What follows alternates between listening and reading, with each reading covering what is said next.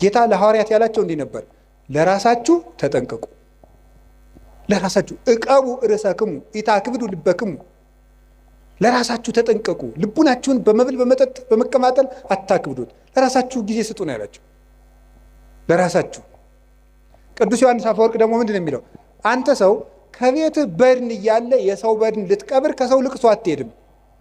የራስህ ቤት እያፈሰሰ የሰው ቤት ልትከድን አትሄድም። መጀመሪያ የራስህን በድን አውጣና ቅበር። መጀመሪያ የራስህን ቤት ክደን፣ እዛ የሌሎችን ቤት የሚያፈሰው ልትከድን ትሄዳለህ ይላል። ስለዚህ ለራሳችን ጊዜ እንዲኖረን ያስፈልጋል። ይሄ ዓለም ልንገራችሁ፣ እውነቴን ነው የምነግራችሁ የእግዚአብሔር ቤተሰቦች፣ እየገባችሁ እንደሆነም እንዳልሆነም አላውቅም፣ ወይ በጊዜም ይገባችኋል። ጨርሻለሁ፣ መጨረሻዬ ነው። አሁን የምንኖርበት ዓለም የ21ኛው ክፍለ ዘመን ወደፊትም የሚመጣው ዓለም ምንድን ነው የሚያደርገን ካላችሁኝ፣ ለራሳችን ጊዜ እንዳይኖረን ነው የሚያደርገን። ጊዜ እንዳይኖራችሁ ያደርጋል። ሌላው ቀርቶ እየተሳሳታችሁ እንደሆነ እንዳይገባችሁ ጭምር ነው የሚያደርገው። የምታስቡበትን ጊዜ ነው የሚያሳጣችሁ።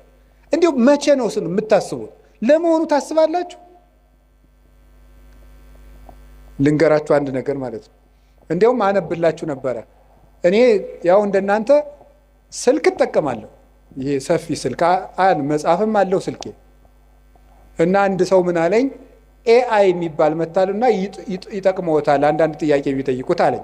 እሺ ብዬ የሆነ ቀን የሆነ ጥያቄ ጠየቅኩትና ማብራሪያ ሰጠኝ። አላ ያ የሰጠውን ማብራሪያ ኮፒ ፔስት አድርጌ ኖትቡክ ላይ ገለበጥኩና ተመልሼ ፕሊስ ዲፋይን ኢት ኢን ዲቴል አልኩት ብየዋለሁ። የለም የላይኛው ኖት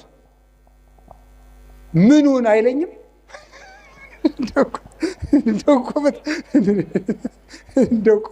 በጣም ነገረመኝ እኔ ማለት ነው። እውነቴን ነው። እግዚአብሔር በሚያውቀው ስልኬ ላይ አንስቼ አስቀምጨዋለሁ። እንደዚህ ያለውን ነገ ካገኘሁት አነብላችኋለሁ።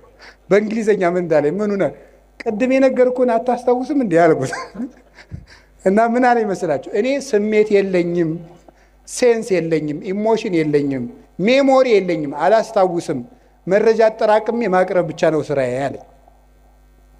ከቃሉ ጋር ናችሁ? ይኸው እንደዚያ ነው ማለት ነው። እየበተነ የማይሰበስብ ቻት ጂፒቲ ነው ያቀርባል። እሱ ግን ያን መልሶ አያስታውሰውም። እንደዚያ ናችሁ እናንተ። በቃ ትበትናለህ፣ የምትሰበስበው ግን የለም። ቀኑን ሙሉ ሌቱን ሙሉ በትናችሁ መጨረሻ ላይ ግን ዘወር ስትሉ እጃችሁ ላይ ምንም ጠብ ያለ የህይወት ጠብታ የለም።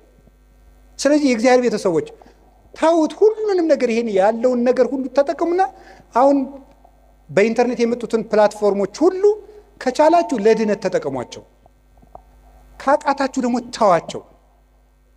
አንዳንድ ጊዜ ሰይጣንም ያታልላችኋል። ምን እያደረገ አይ በቃ እንዴ መረጃ እኮ ጥሩ ነው ይላል። ወይ ጉድ! እኔ ልገራችሁ፣ አንድ ሰው መረጃ ሲሰበስብ ቢያንስ ሁለት ዓላማ ይዞ ነው መሰብሰብ አለበት። አንደኛ ለነፍሱ የሚጠቅመውን ነገር፣ ሁለተኛ ለኑሮው የሚጠቅመውን ነገር። ከሁለቱ ውጭ የሆነ ነገር ላይ በማዳመጥ ጆሮአችሁ መደንቆር፣ አይምሯችሁ መደንዘዝ የለበትም። ምን በወጣን እንዴ! ሰዎች እኮ እንደው አሁን እኮ በሉተውት ሁሉን ቢያወዱት አሉ ሆድ ባዶ ይቀራል። ስለዚህ ለራሳችሁ መቼ ነው ጊዜ የምትሰጡት? አሁን ስታነቡም ኢንተርኔትን ብታዳምጡ፣ ቲክታክን ብታዳምጡ፣ ፌስቡክ፣ ዩቱብ ብታዳምጡ ወይ ለነፍሳችሁ ወይ ለእንጀራችሁ። እስኪ በሉ ወይ ለነፍሳችን በሉ። ከዛስ ወይ ለኑሯችሁ አዳምጡ። ከዚያው ተውት። ለራሳችሁ ጊዜ ይኑራችሁ። ለራሳችን ጊዜ እንዲኖረን እግዚአብሔር ይርዳን። ርዕሱ ብዙ የሚያስነግር ነው። ለዛሬ እንዳይመሽ ብፁዕ አባታችንም ሌሎች አባቶችን ማስቀምጨን ይህ ሁሉ ምለፈልፍ ጊዜ ለምን ዘርዝሩን እንጂ ከላይ ጀምራችሁ ጊዜ ለእግዚአብሔር፣ እሺ፣ ጊዜ ለስራ፣ እሺ፣ አቤት፣ ጊዜ ለቤተሰብ፣ ሌላስ? ጊዜ ለማዳመጥ፣ ሌላስ? አቤት፣ ጊዜ እና በዩቲዩብ ሁሉ የሚያወራውን ሰው አትስሙት። ከተጣሉኝ የሚጣሉ አሁን አቶ እውነቱን አፈነዱት ይላል። ምንም የፈነዳ ነገር የለም። አትስሙ። በቃ እንደዚህ አፈነዱት፣ ዘለቁት፣ አፍረጠረጡት የሚል ነገር አትስሙ።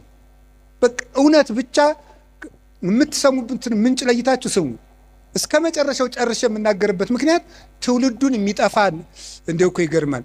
አሁን ቅድም በነገርኳችሁ መሰረት ያን ኤአይ የሚባለውን ሰውዬ ወደፊት ለኦርቶዶክሳውያን ፈተናችን ምን ሊሆን ይችላል ብዬ ጠየቅኩት። እመቤቴን ከልቤ የምነግራችሁ አንዱ ኤአይ ነው አለኝ። ከልቤ እኮ ነው የምነግራችሁ ማለት ነው። አንዱ የኦርቶዶክሳውያን ፈተና ኤአይ ነው ብሎ ራሱ አልነገረኝም። ገርሞኛል ይህ ሰውዬ ብዬ። ኤአይ ሰውዬ አይደለም፣ ደንቆሮ ነው እንዲያባ እንዳትሉ። ስለዚህ አሁን የምነግራችሁ ነገር የእግዚአብሔር ቤተሰቦች ለጊዜ ለቤተሰብ ጊዜ ለማዳመጥ የሚረባችሁን አዳምጡ፣ የማይረባችሁን ተውት። ቀጥሎስ ጊዜ ለመዳን በሉ። ለመዳን ጊዜ እንዲኖረን ደግሞ መጨረሻ ላይ ጊዜ ለማን? ጊዜ ለራስ።